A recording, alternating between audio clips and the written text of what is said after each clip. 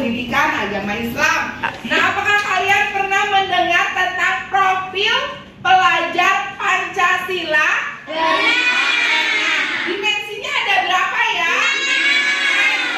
Satu.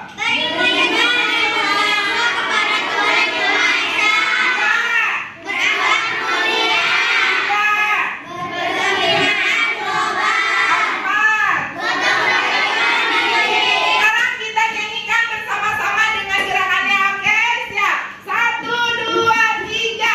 Pelajar Pancasila beriman dan bertakwa pada Tuhan Yang Esa dan berakhlak mulia, berkebinaan global, gotong royong mandiri, kreatif dan bernalar kritis. Good.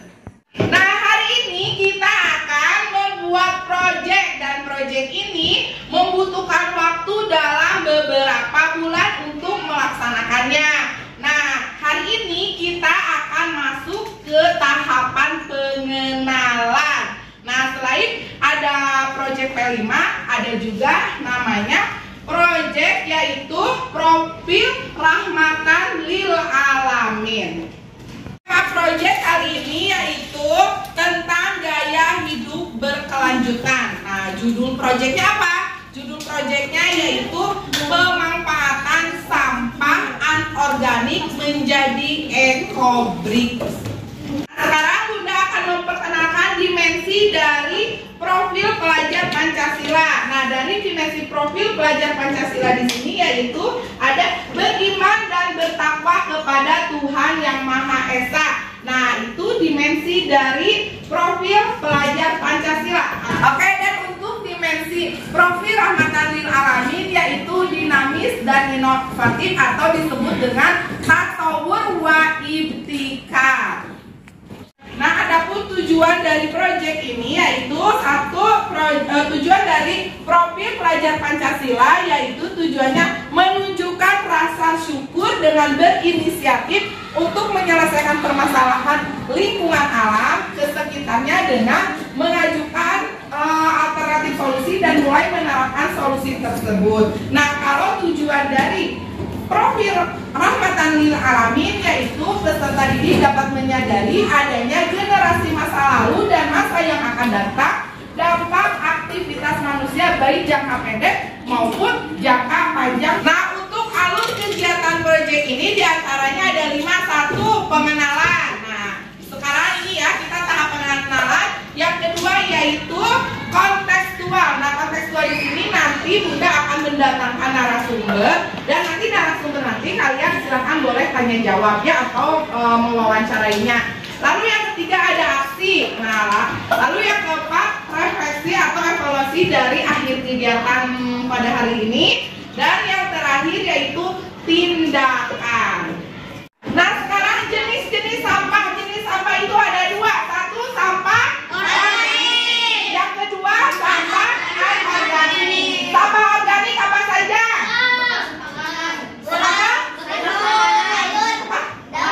Bekas makanan, apa lagi? Kalau anorganik.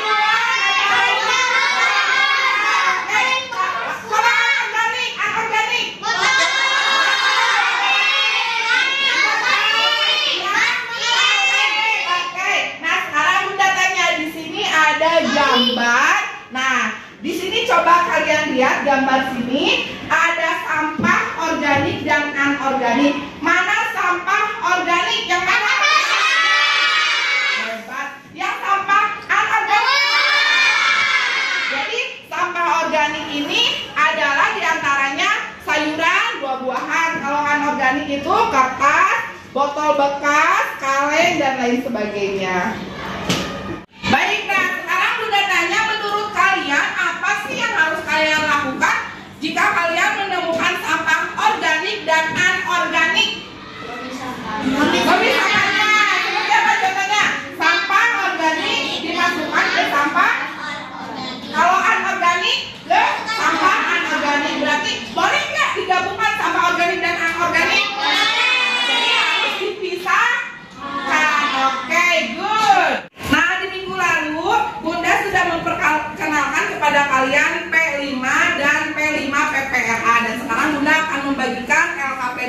kalian semua.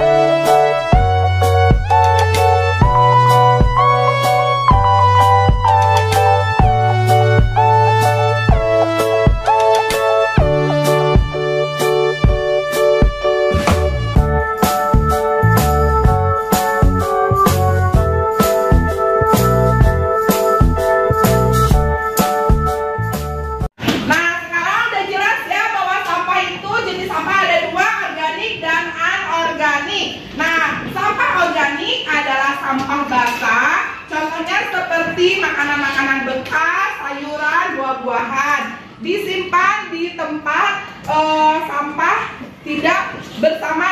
tidak disatukan dengan sampah anorganik. Kalau sampah anorganik itu adalah sampah kering ya, diantaranya seperti kertas bekas atau misalnya plastik, botol plastik, botol minuman, pokoknya yang bekas-bekas yang sudah tidak digunakan atau sampah yang kering. Jadi ketika kita menemukan sampah organik dan anorganik itu tidak boleh di satu tempat kan, atau di satu wadah kan, harus dipisahkan. Karena kenapa?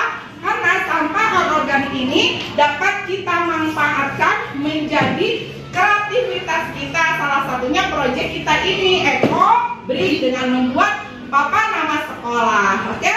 Baiklah Nanda Solih-Solihah, hari ini Bunda sudah mendatangkan narasumber kita, yaitu Bunda Nurul dari Wakasek Kurikulum SD YWK Relhome School Bandung. Silakan Bunda, terima kasih. Terima kasih Bunda Fitri. Assalamualaikum warahmatullahi wabarakatuh.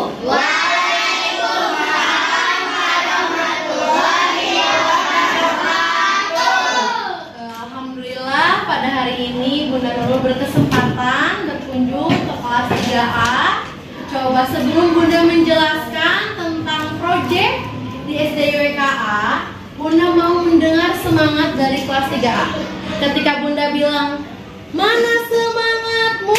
Ini semangatku. Ya, ini semangatku sambil seperti ini ya. Coba. Mana semangatmu?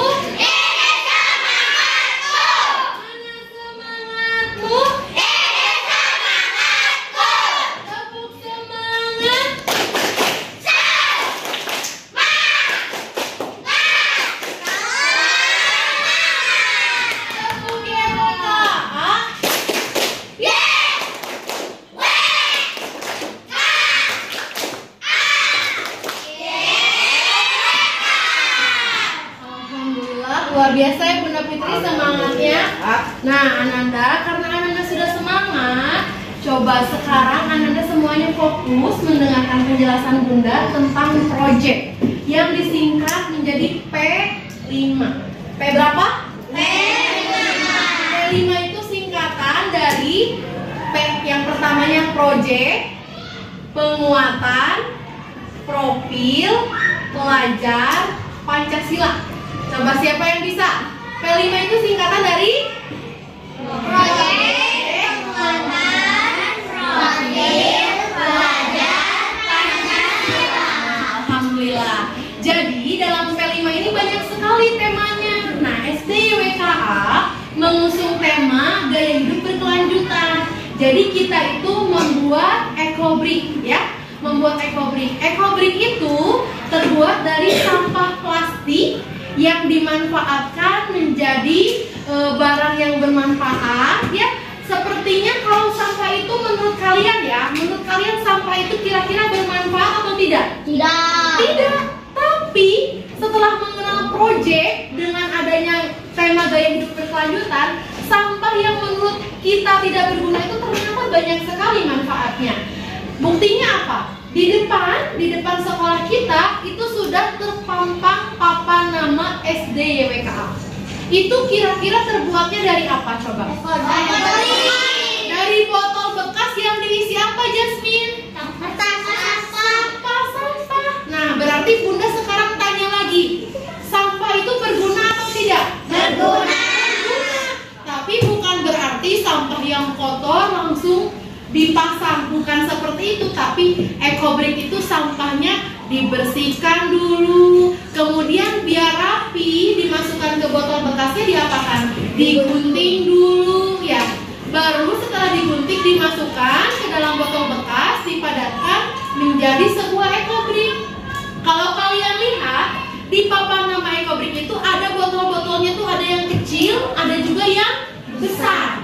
Kalau yang kecil itu hasil karya fase A atau kelas 1 dan 2. Jadi karena mereka itu masih kecil-kecil, botolnya juga kecil. Tapi setelah dikombinasi botol kecil dan botol besar, ternyata menjadi bagus ya. Jadi nanti Ananda sekalian bisa melihat proyek ekobrik SDWKA, papan namanya di depan sekolah, bisa juga manfaatnya. Dan kaitannya dengan keagamaan apa coba? Kan katanya ya Bunda Fitri, kalau misalnya kita itu harus selalu menjaga kebersihan, mencintai kebersihan. Dengan memanfaatkan sampah, artinya kita dapat mengurangi sampah kan ya. Yang harusnya sampah itu dibuang ke tempat pengumpulan sampah ya, sekarang kita olah, kita manfaatkan menjadi barang yang bermanfaat. Artinya sampahnya jadi berkurang. Jadi kita juga menjaga kebersihan. Kebersihan itu sebagian dari Baiklah Bunda Nurul, terima kasih. Sekarang silakan waktunya tanya jawab. Silakan Ananda yang mau bertanya, siapa boleh? Ada yang mau Najwa, bertanya? ada yang mau bertanya? Oh, Amira, silakan. Silakan. Ekobrik SDWKA terbuat dari apa? Ekobrik SDWKA terbuat dari apa? Ini langsung dijawab. Ya, jawab aja langsung ya. Ekobrik di SDWKA itu terbuatnya dari botol sampah plastik. Kemudian isinya itu dari sampah-sampah plastik yang sudah dibersihkan. Bisa kresek, bisa sampah kemasan makanan, ciki-ciki, kopi, teh, dan lain sebagainya yang digunting-gunting. Kemudian setelah digunting itu dimasukkan ke dalam botol bekasnya, dan nanti setelah padat bisa dipajang di papan nama atau bisa juga dibuat karya-karya lain. Barangkali begitu benar. Terima kasih. Oke, pertanyaan selanjutnya siapa? Oke, silakan Zafira. Bud, kalau karya-karya ekobrik dari YWKA itu apa saja? Kalau karya-karya ekobriknya, karya-karya ekobrik waktu expo kemarin ya sudah dipajang di pamerannya. Yang pertama mungkin bisa dilihat di papan nama ekobrik SDWKA. Kemudian yang kedua ada juga yang membuat rak sepatu, ada rak sepatu ya.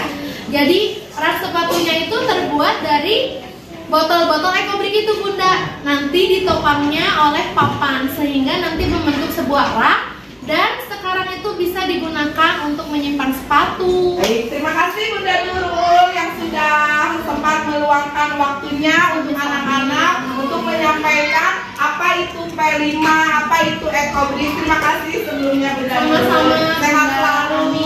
Ya. Semangat selalu ya Anda hebat. Assalamualaikum warahmatullahi wabarakatuh.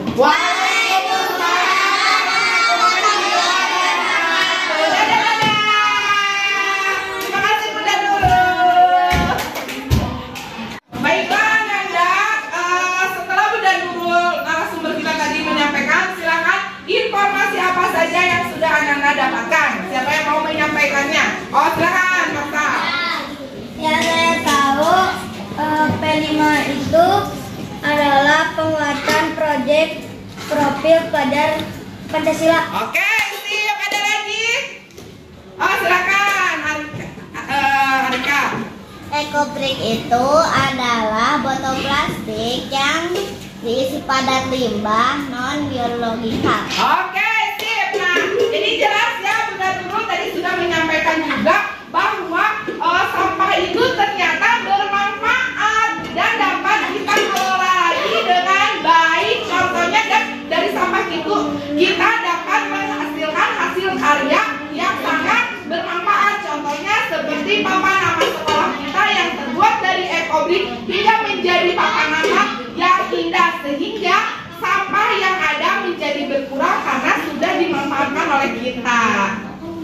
Baiklah Ananda Solih-Solihah, silakan hari ini kita langsung saja praktik atau proyek membuat ekobrik. Nah, yang kita kan bisa memisahkan ya sampah-sampah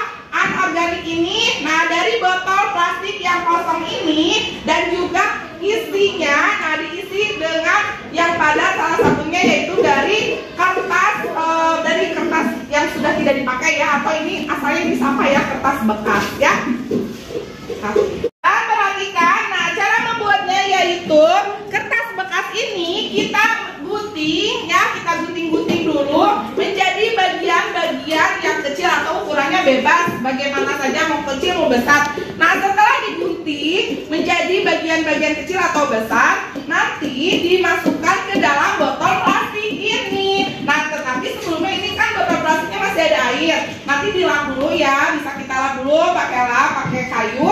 Nah, setelah itu dilap di kayu, udah kering, botol plastiknya kita masukkan kertas ini sebanyak mungkin sampai botol plastik ini terisi dengan padat atau penuh, oke?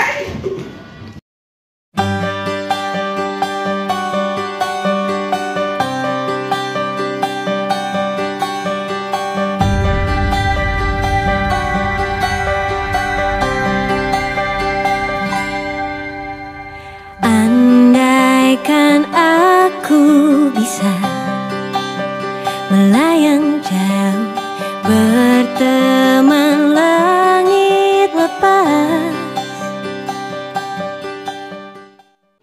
Oke, waktunya refleksi. Silakan kalian tulis pertanyaan dari Bunda ini lalu langsung jawab. Yang pertama adalah hal yang paling berkesan selama proyek berlangsung apa saja? Bunda ulangi, hal yang paling berkesan selama proyek berlangsung apa saja? Oke, itu nomor 1.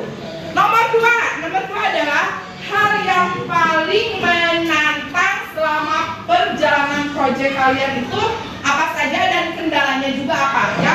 Bunda ulangi, yang kedua adalah hal yang paling menantang selama perjalanan proyek dan kalian menemukan kendala apa saja. Oke. Selanjutnya nomor 3 adalah hal yang dapat ditemukan di dalam proyek ini apa saja? Hal yang dapat ditemukan oleh kalian di dalam proyek ini apa saja hal yang dapat kita temukan ya? Oke, sampai di sini dulu. Salam untuk keluarga, belajar dengan sungguh-sungguh, sehat selalu dan istiqomah selalu dalam melaksanakan ibadah. Wassalam.